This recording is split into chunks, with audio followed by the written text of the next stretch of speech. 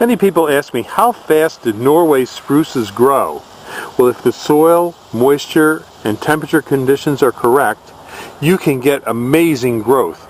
3 feet in some cases. But in most cases, people will get about 18 inches a year in growth out of a Norway spruce tree. However, some of these that are real large, you wouldn't want them to grow 3 feet a year. So you'll trim them down so that you have a fuller, thicker plant. But if you want a naturalized setting, these would be a great trees you could just plant and forget. But for a good screen and buffer, we recommend that these are planted 8 to 10 to 12 feet apart in straight or staggered rows. And we grow thousands of Norway spruces here at Highland Hill Farm on Route 313 in Fountainville, PA. So just give us a call if you want to talk about Norway spruces. We'll answer your questions. We have thousands of them here, and we're ready to deliver and install for you on most eastern locations.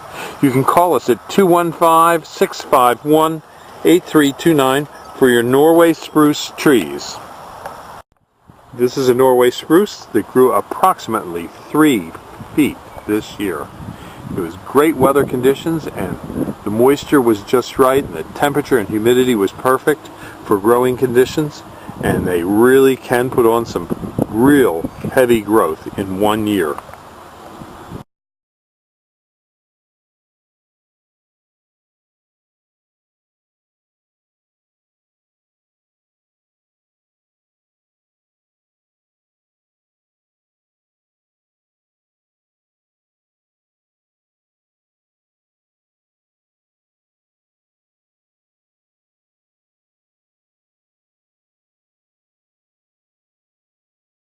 This video is brought to you by Highland Hill Farm. We grow and sell screening and buffering trees for privacy and sound barriers. Today we're going to be discussing our rabbit problem here at Highland Hill Farm and how we take care of business. You have a very sonorous voice. You ever think about being a radio announcer? No. I'm just a redneck. I'm not a radio man. All right, let's go. We're going to go take a ride in my truck. See, in all our trucks at Highland Hill Farm, we keep guns. Just in case we see a rabbit, a deer, or a groundhog, we shoot them. Shoot them on sight. Let's go.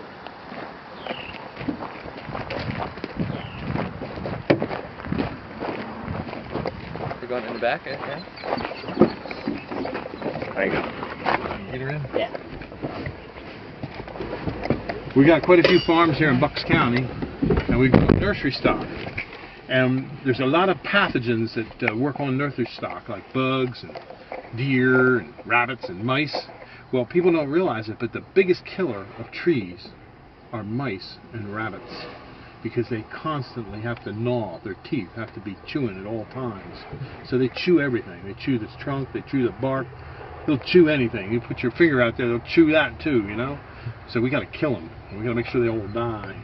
So we have a rabbit program where we let people come and hunt. You bring me something I can use on the farm, you can hunt rabbits a day, you know? I got people coming from Connecticut and all over to shoot my rabbits for me. That's good. So I can get rid of them. So we got a lot of them. Here we go. We're going to go take a look out in the field and see what we see. And as you can see, I got my gun handy here. This is my Browning. This is one of the guns that the government wants to ban because it shoots them automatic, semi-automatic. You know, you pull the trigger, a bullet comes out. That's good. Because sometimes you need a lot of shots. We shoot bird shot. No pumpkin balls, no buckshot. Just a little bird shot, 7.5 bird shot. I gotta Comes in a shell, just about like that. Any chance we can keep AC off just for sound? Is that cool? Get you some. Watch your window. Oh. I'll put that window down. No, thank you. Perfect. We gotta keep the window open. Okay. In Bucks County alone, we have 4 farms down here where we let people hunt rabbits, and we like to kill them all because they do a lot of damage. The worst time of the season for rabbit damage is in the winter, and that's also the hardest time to get them, because you'd think it'd be easier to get them in the snow underground. Well, no. See, they're nocturnal. They come out at night, and then they're harder to get. So when you're talking, just look over and back at me, if you can, instead of the camera. If this sound gets better. Yeah. So Can you just give me the boring stuff of what is your name and Okay. what do you do? Yeah, my name is Bill Hurst. I'm here at Highland Hill Farm, Fountainville, PA. And I'll have to put this thing. I'll do that again. Is his gonna need to be put down into? Let's see. There it goes. There you go. My name is Bill Hurst. We're here at Highland Hill Farm in Fountainville, PA. And on this farm we raise a lot of nursery stock. We grow trees out in the field, we grow containerized stock, and we grow seedlings. So we have a lot of different kind of product. And the little bunny rabbits are out here in force. They live in these wet areas that we're coming up to down in here. And you'll see that across this bridge here, and you'll see that there's a lot of prime habitat for rabbit. What is the prime habitat for rabbit? There it is, right there. It's wooded with brush, gullies, places where groundhogs would build a groundhog hole so they can get back in and burrow under. They'll live up underneath the trees, and you'll see some trees up here in a minute. How do you feel when you think about a rabbit? I'll kill it. How do you like rabbits? Yeah, I used to raise rabbits. I used to eat them. Eat them? Oh yeah, I raised rabbits when I first started the farm. My wife and I, we had rabbits. And we would sell some rabbits. We started off, rabbit once a month. We'd eat it, Then it got to be once a week. It got to be 3 times a week. A little bit more, So I called my neighbor Charles. I said, Charles, I got a problem. What's that? He says, we got rabbits to kill. We killed 56 rabbits at one time. So I had 56 rabbits in my freezer, and that's a little too many. But down here, we're going to take you down here and show you some stuff down in here. This is prime habitat out in here where these big trees are. These big trees, the rabbits can get under them. Now, these are Christmas trees. And in this particular field, people come here during the Christmas time to do their cut tree. So we grow a lot of trees out here. And the rabbits can bother these trees when they're this big, but don't do much damage. When the rabbits do more damage to the smaller trees, like something like 6 inches, a foot high, they can do a lot of damage. Now down here we're going to show you a deer treatment device that we have on the farm. I'll get out here and I'll show you about this device.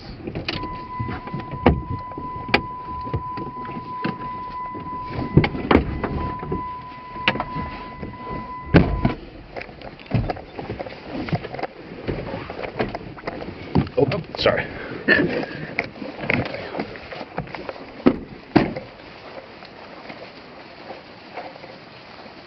This device is called a 4-poster feeder. We have it here at Highland Hill Farm because we treat the deer that are here for Lyme tick. And when the deer come over here, there's a hopper here that has whole corn in it. And the whole corn falls down into this trough right here. And they eat it. And as they eat it, they rub up against these rollers, which are on spring-loaded. And they'll rub this up against their ears and neck and all. And as they do that, it treats them for the Lyme tick. Now this device is good for about a 40-acre parcel, and it will treat the deer tick on that 40-acre parcel. The deer tick has an unusual life. In Pennsylvania, it's a 2-year cycle from the time it's hatched as a larva to the time it's a full-grown arachnid, which is a spider, which is what a tick is. And the ticks can live up to 21 years. So you got to kill them. It takes a while to eradicate a tick population. But this device treats deer and other small mammals like raccoons and possums and skunks that come to eat the corn. Also birds will land on it, and they get treated too. All those animals, all the warm-blooded animals, will carry the Lyme titer. So this device helps treat them. And we've noticed a marked decrease in the number of ticks on this here farm. And it's one of the things we want to do, not only because it makes the deer healthy, which we want, but it also helps us with our insurance on the premises. And that's because all our employees are covered by workman's comp. And if they get infected with the Lyme titer, it's a workman's comp disorder. So since we started to use this, our workman's comp claims have gone down, and our workman's comp premium has been dropped by $20,000 a year. So it's a good reason to have this little feeder. Now what I do is I let people that come and hunt here, I charge one person that will hunt here with feeding the feeder. And we put whole corn in there. I have it shipped in from Walmart. It costs about $7.20 to have a 40-pound bag shipped in. That's delivered from Walmart, of all places. You think with all the corn farms around here, you get it cheaper. No, Walmart does it. $7.20 a bag, delivered to the site by UPS. We take it, we put it in this here device. It lasts about 2 weeks for one bag. And about every 2 weeks, we recharge the paint roller here, which is what the deer rubs up against, with Prithron. And it's a highly effective way of treating the deer tip. And if you want to hunt, you can shoot by it in Pennsylvania, but you have to sign a waiver. Can we go shoot a rabbit?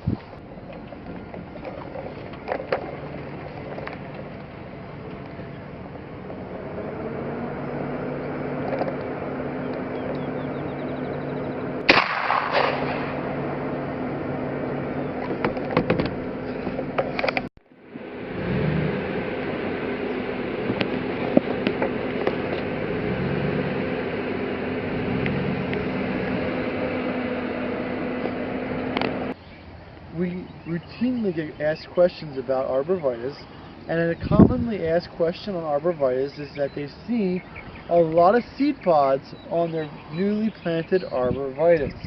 And you can see there's two arborvitaes here. These are actually, believe it or not, they are the same type of tree. What happened to this guy here is that we dug this guy, and it was dug off center, so instead of throwing it out, we just threw it back into the hole. And we never really straightened it out, but it was dug off center and we threw it back into the ground. We never watered it, never fertilized it, never even straightened it. And it survived, but it had a reaction to being dug and not being taken care of.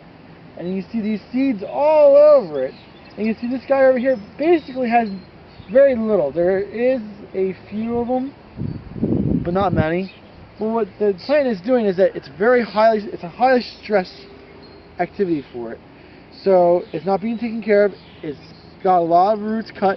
It may die, and it's thinking that since it may die, it needs to put all of its extra energy into new seeds for new plants for the next generation. So that's what it is. Instead of seeing any of the new vegetative growth, like this is all new foliage coming out and lush green, it's putting all of its energy into the seeds, and it doesn't look as nice. And it's preparing to say bye-bye. Well, I don't know if it's actually going to die, but it has a lot of seeds out just in case. Well, thank you very much, Mike. And if people have questions on their arborvitaes, they can call you at 267-446-2376.